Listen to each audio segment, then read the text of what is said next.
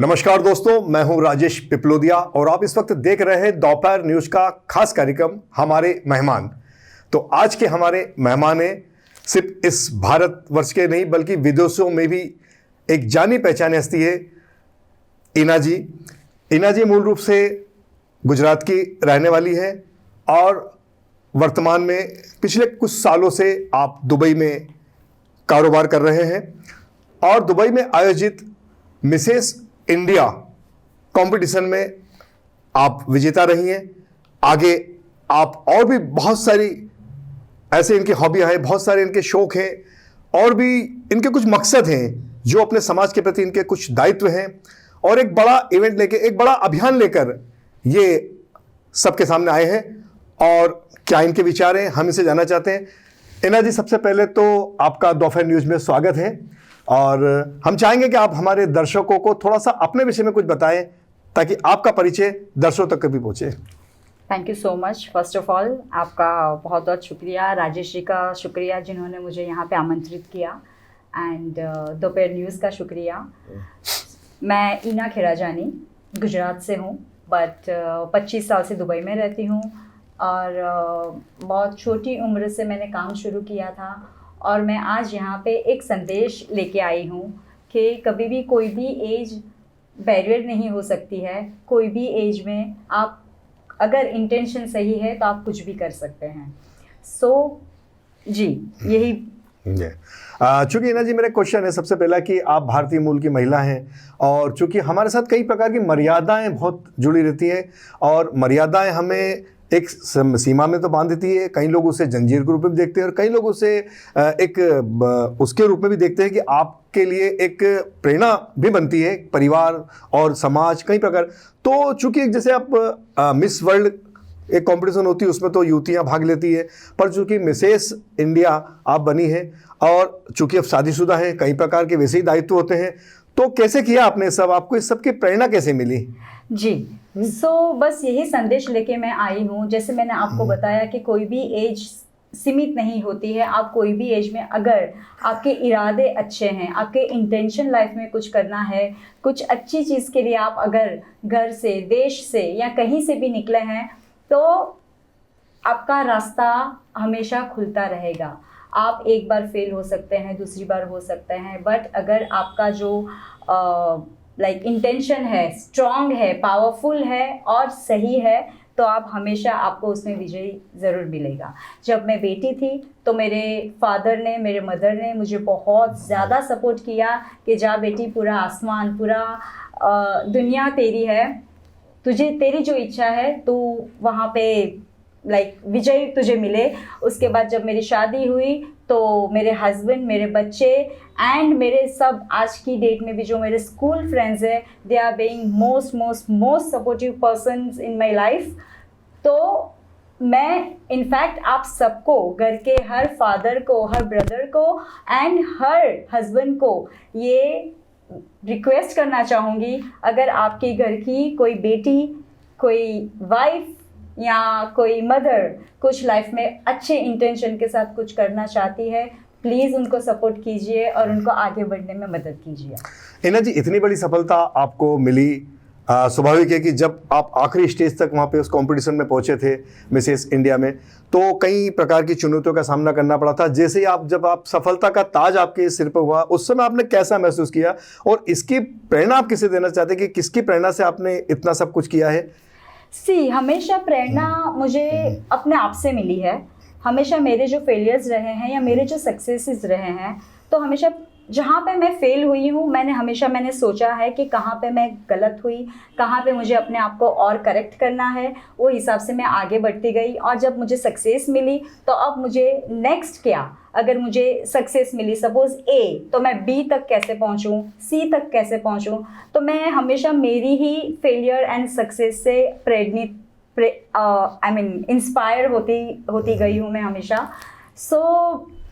और हाँ, चैलेंजेस तो हर एक कदम पे, हर एक मोड़ पे चैलेंजेस है हमारी लाइफ में, बट आप उसको कैसे लेते हैं, वो उसके ऊपर आप कैसे अपनी भावनाएं व्यक्त करते हैं और आगे कैसे बढ़ते हैं, वो सिर्फ आपके ऊपर है।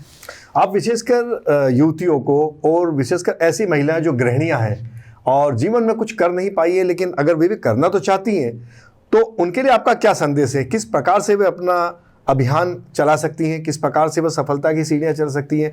थोड़ा आप हमारे दर्शकों को भी बताइए। जी ज़रूर। हर एक महिला को काम करना बहुत ज़रूरी है। काम का मतलब ये नहीं है कि सिर्फ पैसे कमाने निकले हम। काम का मतलब ये है आप अपने आप को ऐसी चीज़ों में बिज़ी रखिए। ऐसे कोई इतने सारे ऑर्गेनाइजेशंस है, इतनी सारी संस्थाएं हैं यहाँ पे। आप जब अगर बच्चे छोटे हैं, स्कूल जाते हैं, 2 बजे 3 बजे तक वो लोग वापस आते हैं, तो वो जो आपका टाइम है, वो टाइम में आप ऐसी कोई एक्टिविटी कीजिए जिससे आप खुद अपने आप से इंस्पिरेशन आपको मिले, आगे बढ़ने का आपको चांस मिले। और अगर आप काम करना चाहती है तो अपना डे आप ऐसे प्लान करो कि बच्चों का टाइम, घर का टाइम एंड अपना जो बीच का फ्री टाइम जो होता है, उसमें सबको मेरे रिक्वेस्ट है, प्लीज़ डू समथिंग। ये लाइफ बहुत ज़्यादा प्रेशियस है और उसको यूज़ किया जाए, वेस्ट ना करें। और एक more importantly health, physically health और मेंटल हेल्थ आज की डेट में बहुत ज़रूरी है। वो दोनों साथ में अगर आप हेल्दी रहेंगे फिजिकली एंड मेंटली, आपको कोई बीमारी नहीं हो सकती है, आप बीमारियों से भी बहुत दूर रह सकते हैं। सो या this is my message to you. मतलब विश्व महिला दिवस भी निकट है, तो विश्व महिला दिवस के उपलक्ष्य में आपने महिलाओं को इतना अच्छा संदेश दिया है। एक आपका अभियान भी आपने कहा था कि कुछ शुरू करने वाले हैं जो विशेषकर महिला और बच्चों के लिए, जो काफी पिछड़े लोगों के लिए, और वो आप भारत में शुरू करना चाहते हैं, क्योंकि अब आप तो विदेश में हैं, दुबई में हैं। तो किस प्रकार से यहाँ की महिलाएं, यहाँ के संगठन आपसे जुड़ सकते हैं? उसकी क्या रूपरेखा आपने, क्या प्लानिंग की है, वो थोड़ा सा आप दर्शकों को बताओ। और कैसे हमारे दर्शक जो इंटरेस्टेड हैं, विशेषकर महिला वर्ग, वो आपसे कैसे जुड़े? जी ज़रूर। सो इसके लिए मुझे आपको छोटी सी मेरी बातें बतानी पड़ेगी, छोटी सी मेरी स्टोरी आपको सुननी पड़ेगी। जब मैं बहुत छोटी थी, तकरीबन 14 साल की, तब से मैंने काम शुरू किया है मेरी लाइफ में। 14 साल से आज ऑलमोस्ट 30 इयर्स तक मैंने सिर्फ काम किया एंड एक ड्रीम लेके पेरेंट्स के लिए, माँ बाप के लिए, उनको अच्छी ज़िंदगी देने के लिए एक बहुत बड़ा सपना लेके मैं निकली थी घर से। वो अब हो गया, ऊपर वाले की दया से, शिव जी की दया से वो मैंने अचीव किया। एंड यूनिवर्स का लाख लाख करोड़ मैं शुक्रिया अदा करना चाहूँगी कि जो चीज़, जो काम से मैं निकली थी घर से इतनी छोटी एज में, वो मेरा हो गया है। बट उसके बाद क्या, नेक्स्ट व्हाट? तो मेरा ये एक ही अब मकसद है, हम लोग सिर्फ यूनिवर्स से सिर्फ हम चीज़ें ले नहीं सकते हैं, सिर्फ ले ये गलत चीज़ है। मुझे ये समझ में आया लेटली कि हमें जब मिलता है तो हमें देना भी पड़ता है। तो यही सोच पिछले 2-3 साल से मेरे माइंड में चल रही थी कि मैं कैसे सोसाइटी को वापस वो चीज़ें रिटर्न करूं। और वही एक वजह है जिनकी वजह से मैं ये Mrs India Dubai international pageant पे मैंने पार्टिसिपेट किया। वो पार्टिसिपेट करने के, क्योंकि मैंने काफ़ी रिसर्च किया था, ये platform stands for some strong reason. तो ये प्लेटफॉर्म पे विजेता मिलने के बाद, उसके ऊपर मुझे ये टाइटल मिलने के बाद, अब मैं ये चाहती हूँ कि मैं दुबई में हूँ 25 साल से, मेरे पास ऐसे लोग हैं, ऐसी फैमिलीज़ हैं जिन्हें यहाँ पे इंडिया में कितनी फैमिलीज़, कितने बच्चे हैं जो पढ़ाई करना चाहते हैं, जिनको एजुकेशन चाहिए। तो मैं वो मीडिएटर बनना चाहती हूँ कि वहाँ के लोगों को मैं रिक्वेस्ट करूँ, वहाँ के लोग यहाँ के बच्चों को पढ़ाएं एंड वहाँ से जो भी अमाउंट आता है डायरेक्ट हम स्कूल में उनकी फ़ीस भरेंगे एंड मंथली 2 या 3 बार उनके स्कूल के प्रिंसिपल, टीचर या फिर बच्चे की फैमिली से कांटेक्ट में रहे। तो मुझे दुबई में या कहीं पे भी, इंडिया में भी ऐसी फैमिलीज़ है जो बच्चों को पढ़ाना चाहती है, बच्चों के लिए कुछ करना चाहती है, क्योंकि मैं स्ट्रांगली बिलीव करती हूँ एजुकेशन इज़ द मेन की for future, for good future, India के लिए भी और सबके लिए। सो ये मेरी दरख्वाहिश है और मैं ये चीज़ करना चाहती हूँ। तो मुझे आप सबका उसमें सहकार चाहिए। और एक ख़ास बात बताना चाहूँगी, अगर घर की महिला, घर की मदर्स काम करेगी, आगे बढ़ेगी, वो बच्चे, हमने हमेशा सुना होगा कि बच्चे हम जो बोलेंगे वो शायद कम करेंगे, बट जो देखेंगे वो इम्प्लीमेंट ज़रूर करेंगे। तो अगर घर की महिलाएं काम करेगी, कुछ ऐसी प्रोडक्टिव चीज़ में अपने आप को बिज़ी रखेगी, तो बच्चे वो देखेंगे और आपसे वो ज़रूर सीखेंगे। तो दर्शकों, आपने निश्चित तौर पर इना मैडम का मोबाइल नंबर नोट कर ही लिया होगा, और यदि नहीं किया है तो आप घबराइए मत, स्क्रीन पे हम इसे वापस दोबारा प्रसारित कर रहे हैं, आप यहां से देखकर और नंबर नोट करके आप इनसे संपर्क कर सकते हैं। और मैडम एक चीज़ और जानना चाहूँगा कि आपने भगवान शिव जी का नाम लिया है, तो चूंकि लगता है कि आध्यात्मिक तरफ भी आपका काफ़ी झुकाव है, तो आप वैसे किस देवता की ज़्यादा पूजा करती हैं और कितनी देर तक आप ये भजन पूजन या किस प्रकार का आपका अध्यात्म से जुड़ा जो भाव है वो आप प्रतिदिन आप कितना समय देती हैं इस प्रकार से पूजा पाठ या जाप को? या जी, टू बी वेरी ऑनेस्ट, मुझे मेरी लाइफ में ये चीज़ों का बहुत ज़्यादा ज्ञान नहीं था, क्योंकि शायद उस तरफ मेरा इतना समझने का और वो मेरी समझ नहीं थी। बट लेटली पिछले 3-4 साल में मैंने ये समझा है कि आध्यात्मिक होना और स्पिरिचुअल होना बहुत ज़रूरी है। जब आप अपने आप से कनेक्ट होते हैं, जब आप यूनिवर्स से कनेक्ट होते हैं, उसके लिए आपको डेफिनेटली मेडिटेशन करना है। आप योगा के बहुत सारे प्राणायाम हैं, आप वो कीजिए। वहाँ पे बैठ के आप अपने आप से बात करिए कि हु आर यू, आप कौन है, आप यहाँ पे क्यों आए हैं। हर एक इंसान यहाँ पे एक मकसद के साथ आया है, और मैं चाहती हूँ कि आप अपने आप से जब स्पिरिचुअली जुड़ेंगे, यूनिवर्स से स्पिरिचुअली आप जुड़ेंगे, तो आपको समझ में आएगा कि आपका ये दुनिया में आने का मकसद क्या है। तो मेरे हिसाब से, और हाँ, रही बात हिंदू धर्म की या हमारे भगवान की, तो मैं हर वो पॉजिटिव, हर वो जो दुनिया में जो पॉजिटिव वाइब्स है, वो हर चीज़ में मैं बिलीव करती हूँ। और मुझे शिवा का, हर एक इंसान को अपने जन्म अपनी जगह से मैंने ये समझा है कि एक कॉलिंग होता है, तो शायद शिवाजी की तरफ से मेरा एक कॉलिंग है। मैं जब शिवाजी के पास जाती हूँ तो मुझे एक अद्भुत एक्सपीरियंस होता है। तो शायद बस इतना ही मैं समझी हूँ इस चीज़ को लेके। दर्शकों, एक बात और आपको बताना चाहेंगे कि बेटा भाग्य से जन्म लेता है, लेकिन बेटी बड़े सौभाग्य से जन्म लेती है। मैं इना जी के विषय में भी आपको बताऊंगा कि आप 2 बहनें हैं और आपके माता पिता की, आप मतलब दूसरी संतान, 2 लड़के ही हैं, और आपके माता पिता ने किस तरह से आपको प्रेरणा दी है, और माता पिता के प्रति भी आपका बड़ा कर्तव्य था जो आपने एक बचपन से एक सोच रखा था, तो उसे किस प्रकार पूरा करा, आप स्वयं हमारे दर्शकों को बताइए। जी ज़रूर। मेरे माँ बाप के दोनों के, उनके बचपन में उन्होंने कभी माँ बाप का सुख नहीं उन्हें मिला है। बहुत छोटी एज में, सिर्फ 3-4 साल के थे मेरे माँ बाप, तब उनके माँ बाप नहीं रहे थे दुनिया में, तो उन्होंने कभी भी ये सुख नहीं लिया है। बट मुझे और मेरी बहन को जो हिसाब से हमारे माँ बाप ने बड़ा किया है, वो अपने आप में एक बहुत बड़ी महानता है। मैं मेरे माँ बाप से, खुद से कहीं क्या प्रेरणा लेने जाऊँ, खुद अपने माँ बाप से मैं इतनी प्रेरित हूँ कि जिन्होंने जो चीज़ का अनुभव नहीं किया, वो माँ बाप आज अपनी बेटी को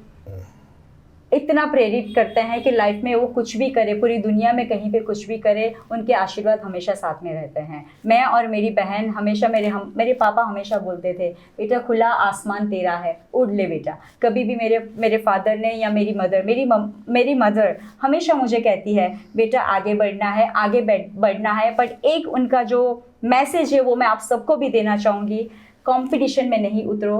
अगर आपको आगे बढ़ना है, अपने आप से कंपटीशन करो। अगर आप 1 पे हो तो 2 पे कैसे जा सकते हो, ये आपको अपने आप में फिगर आउट करना है, किसी और को देख के कंपटीशन में नहीं उतरना है। तो ऐसे बहुत सारे मैसेजेस हैं जो हमेशा मेरे पेरेंट्स ने मुझे दिए हैं, और उनकी राह पर मैं आज चली हूँ। इना जी, एक कह सकते हैं इसको कुछ गंभीर किस्म का सवाल है, विशेषकर आजकल की युवतियाँ बहुत जल्दी रास्ता भटक जाती है। कई बार वो ऐसे गलत रास्ते चली जाती हैं सिर्फ बिना सोचे समझे कि उन्हें दोबारा पीछे मुड़ने का भी समय नहीं मिलता है, और बल्कि अपने जीवन को नर्क बना देती है।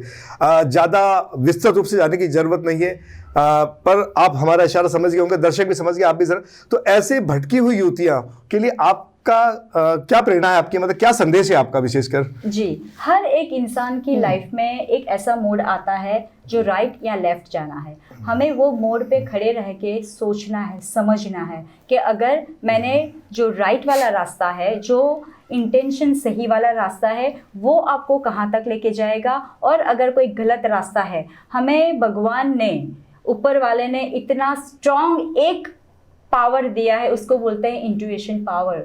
जब आपको पता चलता है कि हम यहाँ पे कहीं कोई जगह पे कुछ गलत चीज़ करने जा रहे हैं, प्लीज़ मेरी आप सबसे रिक्वेस्ट है, आप वो चीज़ स्टॉप कर दीजिए। वहाँ पे वो बहुत इजी दिखेगा आपको, वो रास्ता आपको बहुत भटकाएगा, आपको लगेगा कि ये तो एक मिनट का काम है और आप वहाँ पे सक्सेस मिलेंगे, बट वो सक्सेस के पीछे आप क्या क्या घुमा सकते हैं उसका आप सबको अंदाज़ा होता ही है। So when ever you feel आपके इंट्यूशन आपको राइट या रॉन्ग सूचना अपने अंदर, और हमारा जो गाइडेंस हम खुद ही बन सकते हैं, लोग हमें सिर्फ सलाह दे सकते हैं, पर जो इनर फीलिंग्स जो है उसके साथ आप हमेशा रहिए। इनर फीलिंग्स कभी भी रॉन्ग नहीं हो सकती है। मैडम, सफलता और असफलता ये दो सीढ़ियाँ होती हैं मुख्य रूप से। तो जीवन में आप सफल तो हुई हैं काफ़ी जगह, लेकिन कई बार ऐसा भी हुआ है कि अभी आपने कोई बड़ा स्वप्न देखा हो, या जो ऊंचाई पे जाना हो, या ऐसा कोई मकसद आपने पाना चाहा और उस समय आप अचानक असफल हो गए बुरी तरीके से। सबके जीवन में ऐसा आता है, आप भी कहीं ना कहीं असफल हो गए, तो उस समय व्यक्ति कई बार अवसाद में हो जाता है, और एक प्रकार से कई बार लोग बिखर जाते हैं। तो बिखरने के बजाय व्यक्ति कैसे निखरे, तो असफलता से कैसे सफलता की ओर बढ़ाए, आपने उस समय क्या किया जब आपको असफलता हुआ, कैसा महसूस हुआ था, और फिर आपने कैसे अपने आप को संभाला? जी ज़रूर। ये हर इंसान की लाइफ में असफलता सफलता वो हर एक मोड़ पे आता है। सक्सेस, फेलियर, आप कभी बहुत हैप्पी होते हैं, आप कभी बहुत दुखी हैं, ये सब इमोशंस है लाइफ के। तो ये इमोशंस के साथ आपको कैसे डील करना है, वो अच्छे वाले जो हैप्पीनेस सक्सेस वाले इमोशंस है वो भी टेम्परेरी है, और अगर ये टेम्परेरी है तो जब आप फेल होते हैं और वो जो दुखी वाले इमोशंस है वो भी टेम्परेरी है। वो एक चीज़ आपको समझना चाहिए, ये सिर्फ हमारी जर्नी है, ये आगे आगे आगे जर्नी जानी है। कभी भी कोई डेस्टिनेशन नहीं होता है, कभी भी कोई एक जगह पे आपको अगर सक्सेस मिली तो वो लाइफ का एंड नहीं है, और एक जगह पे आपको अगर फेलियर मिला तो वो भी लाइफ का एंड नहीं है। और उस समय पे अपने आप को शांत करके बैठ जाओ, टॉक टू योरसेल्फ कि कहाँ पे क्या गलत हुआ, कहाँ पे मैंने क्या मुझे करना चाहिए था, क्या मैं नहीं कर सकी, उसके ऊपर आप अपने आप पे वर्क कीजिए, उसका नॉलेज बढ़ाइए, खूब सारी मेहनत कीजिए, एक फेथ रखिए, अपने आप पे ट्रस्ट रखिए, एंड मेनली जो वो काम करने के लिए आप निकले थे, उसका जो आपका मकसद था, वो कभी भी मकसद से आप हिलिए नहीं। वो मकसद अगर आपके जहन में हमेशा रहेगा तो आपको वो हमेशा प्रेरित करता रहेगा कि मैं ये मकसद के साथ निकली थी। जब मैं मेरे मकसद के साथ निकली थी, माँ बाप के लिए, घर के लिए कुछ करने के लिए, जब मैं दुबई गई थी, दुबई जाने के बाद फर्स्ट मेरा जो ईयर था that was very difficult in the sense मेरे पास रहने के लिए जगह नहीं थी, खाने पीने के लिए कोई जगह नहीं थी, या मेरे पास कोई रिलेटिव या मेरे पास कोई अपना इंसान नहीं था। 1 साल तक मैं खुद टेरेस पे रही हुई लड़की हूँ, बट मेरा मकसद था मैं यहाँ से वापस नहीं जाऊँगी, मैं कुछ करके माँ बाप के लिए जाऊँगी। तो ये अपने आप में डिटर्मिनेशन, अपने आप को स्ट्रॉन्ग रखना बहुत ज़रूरी है। So please be focus. Ma'am, सौंदर्य के प्रति तो आपका लगाव रहा है, पर लेखन के प्रति भी कहीं आपका रहा है, किस पत्रिकाएं पढ़ने का या आर्टिकल लिखने का, या इस प्रकार से? नहीं, वो मेरे अपने लोग जब ये शायद देखेंगे सुनेंगे वो मेरे पे बहुत हंसेंगे, क्योंकि मुझे रीड करना, कोई भी पुस्तक मतलब कोई भी बुक रीड करना वो मेरी सबसे बड़ी कमज़ोरी है, जो मैं सीखना चाहूँगी और वो मैं सीखूँगी। एंड हाँ, बाकी लिखना मुझे अच्छा लगता है। लिखना मुझे क्यों अच्छा लगता है, क्योंकि मुझे लिखना है, मेरी पूरी लाइफ जो रही है, मेरे पूरे एक दिन जो रहे हैं, मुझे वो चीज़ लोगों तक पहुंचाना है। मुझे एक इंस्पिरेशन बनना है महिलाओं के लिए, मुझे एक एग्जाम्पल बनना है कि अगर ये 14 साल की बच्ची काम करके आगे बढ़ के आज 48 की एज में एक नई री लाइफ शुरू कर रही है, वो सोसाइटी को I just wanted to give it back to society, अगर ये पर्पस के साथ, तो मुझे बहुत सारे मेरे ऐसे एपिसोड्स है लाइफ में जो मैं लिखती हूँ और मैं आगे और भी लिखना चाहूँगी। ईना जी, सबसे पहले तो मैं आपको धन्यवाद देना चाहूँगा, क्योंकि महिलाओं के विषय में एक विशेषता ये होती है कि कभी भी अपनी उम्र नहीं बताती है। आपने दर्शकों को बता दें कि आप 48 के हो चुके हैं। तो यस, क्योंकि मैं ये इसीलिए बोल रही हूँ, ये आपसे इसीलिए ये चर्चा कर रही हूँ, जैसे मैं हमेशा बोलती हूँ, एज कोई लिमिटेशन या कोई भी चीज एज तय उम्र बांधा नहीं है। उम्र ने कभी किसी को बांधा नहीं है और बांध नहीं सकता है।